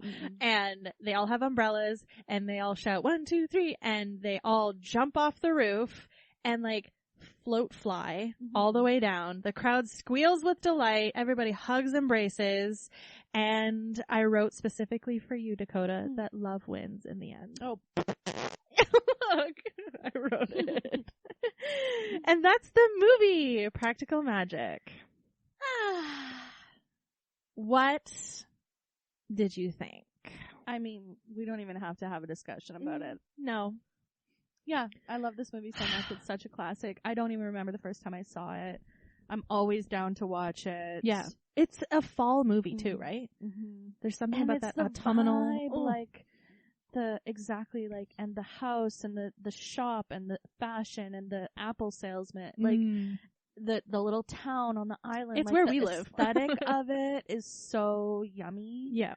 And comforting to people. I know I love this movie so much. I just love it. And I love Sandy B. I'm a big Sandy B fan. I love Nicole Kidman. Her specific overacting brand. Like she's queen. She always overacts. Like it's her brand. It's never believable. And I love it. Like her in Moulin Rouge, please. It's hilarious. There's something just really great about it though. I love it. And so yeah, I just love this movie so much. You can smell this movie. It smells of that ocean crisp air, cinnamon, nutmeg, sage. It's like you said, it's just comforting. And that's why I love talking about these movies, not only for the sense of like what we loved and returned to, but this movie symbolizes not only the themes of like sisterhood and magic and love and, you know, loyalty. It's just so aesthetically pleasing and comforting. I know if I'm feeling low, I'll throw on this movie and feel so much better. So much better. Yeah, for sure. And for a really long time, and this often comes up between us in our conversations where we're just battling this internal sense of misogyny, like feeling ashamed about loving romantic movies, feeling ashamed about enjoying these very tropey, obvious, movie themes. And I refuse to do that anymore. Yeah. Like, I love the fact that this was a romance, sure, but it was also spooky and a mystery. And yeah, as a sister myself, I think there's also a special spot for movies like this who have that bond with sisters. Yeah. You hate each other, but boy, do you love each other. Like, you will do I will bury a body for my sister, and likewise oh my gosh, my sister is in Italy right now with her boyfriend visiting his family, and she texted me and she was like, Daniel sneezed like 80 times today. And I was like, so you ready to kill him? And she's like, well, and I'm like, okay, well, don't do it over there. I can't get to you. I can't do anything for you. Come back here. We'll kill him on our home soil. Yeah. Oh my God. But also that's just so, I'm like, I fucking get, she's like, he sneezed 80 times. Well, what's wrong with sneezing 80 times, that poor man? Oh, I get it though. I'm on her side. I'm like, yeah, that's I think I'm on so Daniel's annoying. side. Leave him alone. It's a different climate, I guess, but like, control yourself. So this, I think one of the main things that you and I connected on when we were first starting becoming friends was how often you and I would obviously as children play pretend and play with magic, which is just so common for little ones, right? And I think what we really bonded over was the fact that you and I still do it. Like, we love this idea of this other world, this other element, this unseen power. I have someone's name on a piece of paper in water in my freezer right now. Oh, I think you told me about that. They're iced out. Love it. But I think, I don't know, maybe we all have this like little connection to the unknown, or this little superstition, or this belief of something beyond what we can see. Whenever Prob travels and I'm not with him, I hide a satchel on his person, like in his bags, that he doesn't know about. Yeah, for like safe travel protection. I do that the same with Ty, but it's an AirTag, an Apple AirTag, so I can track his luggage. A different kind of magic, but very smart. Probably I should do that. Mine is like herbs. Get him flagged at the fucking airport. TSA. Yeah. Good luck, honey. I'm like, I'm not losing this luggage, so help me God. His is getting swabbed. Yeah. And I think you and I still, we love this idea of the magic that exists in sisterhood. And yeah, oh totally. And when you were a kid and everything was just like, there was that edge of unknown to everything and possibility to everything, and it's so easy to lose that as you grow, and holding on to that in your own little rituals and stuff like that is important, because number one, it's intention, right? You put intention and attention into something, like it's molecular, you know? Absolutely. So, yeah, it's like my auntie always says, words have wings. Oh. Yeah. And I think that's really true, you know? Yeah, they do. They're powerful. And whether or not we see it tangibly in front of us, or if it's an internal thing, right? Like, we believe it. We give power to it. Yeah. Right? And there's even a line in that movie where it's like, I don't believe in curses. They're only effective if you believe in them. And it's like, I believe that too. Yeah. And then, but also when she was talking about, she's like, well, what about your badge? Like, it gives you power. It's a symbol. It's his talisman, right? Yeah. And yeah, you can easily break it down like that, right? Like, all of the institutions that we have are just like money only. It's only real because we believe that it's real. Absolutely.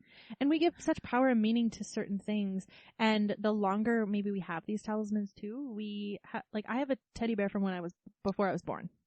And Girl, same. that thing comes out when I need comfort. My bunny's in my bed right now. My Aw. grandpa bought it for me in the hospital the day I was born. Yeah. See, and it's a tangible thing that realistically has no power in it whatsoever. He's been through hell. Let me just say, mine has been He's through a rough 32. Ooh. He's a rough 32. Yeah. Yeah. The spin cycle. Let me just say. Every year. Yeah. Is Oh my God. edged. Actually, I've been meaning, and maybe we could do it together, but maybe we could take our teddies, our special little stuffies, to one of those businesses online that restuffs them and like puts a little bit of their stuffing into a heart and then puts it back in their body. So it has a little bit more of that like renewed sense of limbs, because you know they're real droopy, those teddy bears. I don't know if I could trust having it. That's why I haven't done it. Else's hands. That's why I haven't done it. Maybe we should do it ourselves then. Yeah, maybe. A little dissection of our teddy bears to renew them. We'll talk about this later. I don't know how we got on this. How are you frogging? Are you? Oh, baby, I'm leapfrogging. I am leaps and bounds into this movie. Yeah. Yeah. I'm naked. I'm in a frog suit. I am on your shoulders, flipping pancakes, riding me backwards my like a eyes pony. are completely two different directions. My tongue is out. Yes. I think it goes without saying that I have watched this movie multiple times just this month, let alone the fact that this movie is a cornerstone of my heart. Like we know the words, we know how it goes. It's a banger every time. Oh, favorite character? I identify with Sally. That uptight kind of like wanting to be free, and eventually like in my 30s figuring out how to be free and really enjoying that freak flag as it flies. Mm-hmm. I think for me, Sally also feels like the older sister. Yes, yeah. So I also feel very drawn to Sally in that way, where this like hyper responsibility, maybe perfectionistic to a degree, but like that moment where it flips into authentic being rather than forcing myself to be, you know? So I love the aunts more than anything. But I think it's Sally. We also just don't really know enough about them to be like, that's my favorite character. It's like, talk about a fucking prequel. Their story. I know. That would be so good. They totally could. I'm wondering, like, okay, they're doing a sequel now. So is it going to be Sandy B and Nicole Kidman are the aunts? And it's like Evan Rachel Wood or something? Yeah. Maybe? I would love that. Mm-hmm. Well, who's your favorite character? When I was younger, it was Nicole Kidman, Jilly. Mm-hmm. But yeah, Sally. Totally. Yeah. Well, it's about her and her journey. It is about her. Yeah. And exactly what you said, like that growth that she has where she really just like taps in and like just be. Everything just like clicks and she lets go of trying to control so much. And I think that's a really, really great arc. Jillian, it's like she hasn't grown enough. I don't know. Yeah. Like she's messy. Yeah. But her time will come. Yeah. I think this recent, breakup, let's say, is the future steps of movement and growth in her redemption. Yeah.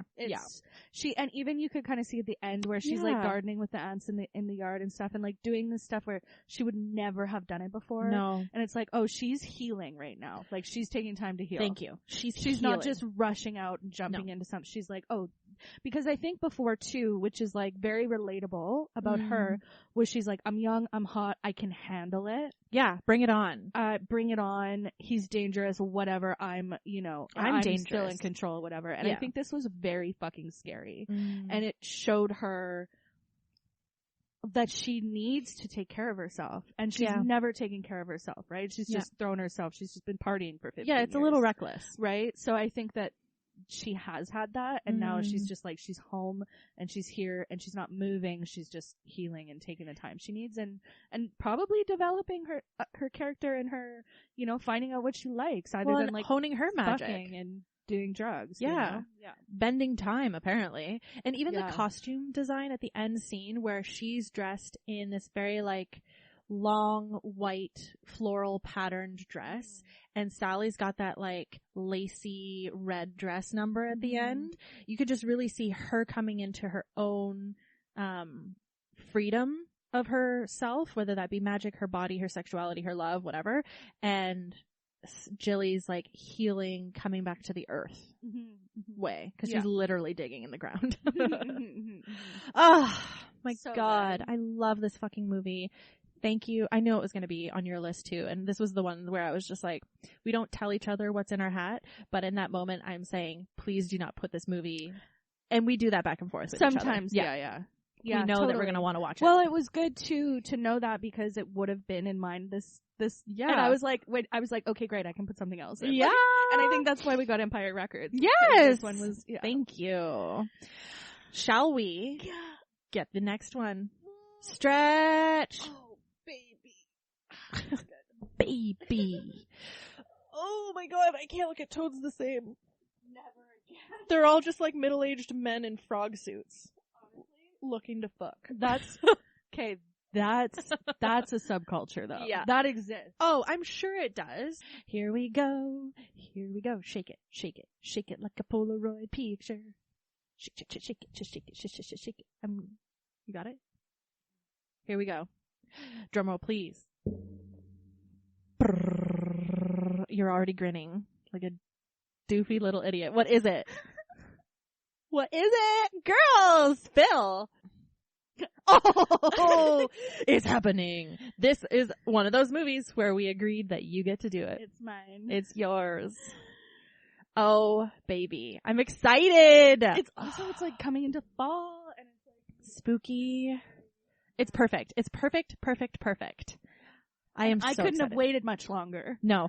I'm surprised it hasn't happened. Well, I was like, it's happening this season, but then it's like I kept drawing other ones. Other cards, yeah. Like, come on. It's in there. I'm like, so if you want to find out what next week's movie is, please feel free to take a fun, cheeky little guess on those Instagram clues at New Friends Cinema. And you got to stay tuned. Next time we are going to be going through Dakota's movie, and it's going to be a blast. newfriendscinema@gmail.com. New Friends Cinema on Instagram. New Friends Cinema on us up. Facebook. Reach out to us. Say hi. Guess that movie. Guess the movie. Like, we love to hear from you guys, and we will see you next time. Love you. Bye. Love you. Bye.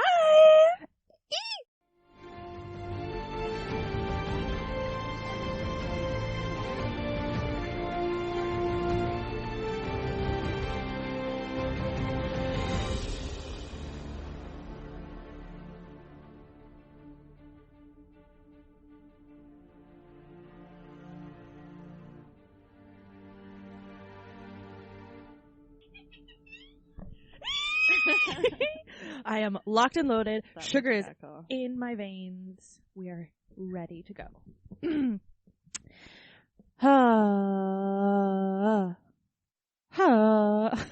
Vocal exercising. My vocal cords. Did you watch Chaos yet? We started it. We watched the first episode, and we felt like we needed to watch more. Did you like it? Not enough on the first episode. That's what Ty said. He's like, I'm partially intrigued. I want to like it. Well, I did send you a cryptic text when we were watching it. Girl, I can't remember this morning. What did it say? It was something like, Daddy is Zeus. Daddy is Zeusy. He's the ultimate daddy, actually. Yeah, exactly. I suppose Kronos is the ultimate daddy. But... yeah, we watched the first one. We were like, okay. And we were like, well, we should give it another try because I heard really good things. Yeah. But then you know what we did? What? We started watching Lost. That is the perfect, distractible, black hole. We're loving it. Have you ever seen it? No. Oh, girl. No, I know. Get ready. And I've managed to not have the spoilers either. I don't know. Because it was so outside of my... I didn't care when it was happening. Yeah, fair. So I was like, I don't care about it. So we're watching it now. We're on episode 4, season 1, episode 4. We have so many theories already. Oh, please continue to theorize. Prob really, he likes it more than me. Mm-hmm. He likes it more than I do. Mm-hmm. But that's fine. But yeah, we're also, I was like, cause he's like solved it. You know what I mean? And Has he no, solved no, it? no. And Okay. he's like, I've solved it. Okay. And I'm like, there's 6 seasons, and this is like old school TV. Oh, When there was like 28 episodes a season, or whatever, right? You have some time. That's what I was like. yeah. We're on episode 4 of season Yeah. 1. I think we're not gonna get the spoilers for a while. My roommate and I, we would go to I think it was Blockbuster, or either we went to the library and we got the big box sets, and we would just sit in my bed and we would watch that show. And honey, even if you had spoilers, it's not gonna make fucking sense. Let me just prepare you for that. Okay. It's a wild ride. And I mean, it's a cult classic. So I loved it. I remember people being really upset about it in the end. But people can get upset about lots of things. Mm-hmm. Personally, if you were prepared for a wild ride, for some really over the top, dramatic, strange fucking shit coming your way, just go with it. Yeah. Cause that's the other thing too. We're like watching it you know, it's like kind of creepy and what's going on and whatever. It's a mystery. And then, but we're like, well, Netflix says it's a sci-fi. Yeah. And so far it's totally disaster. Yeah. So that's very intriguing. Season 2. Just wait.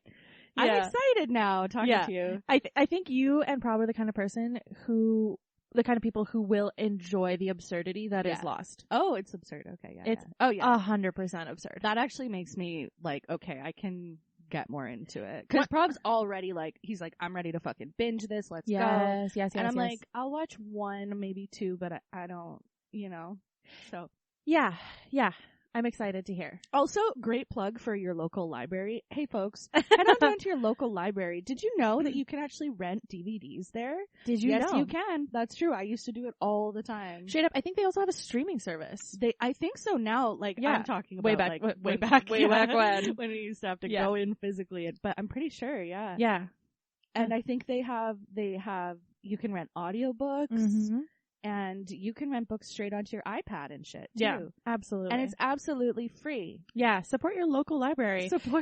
They provide so much to the community, and it's a wonderful connection, not only of knowledge, but of just people being with people.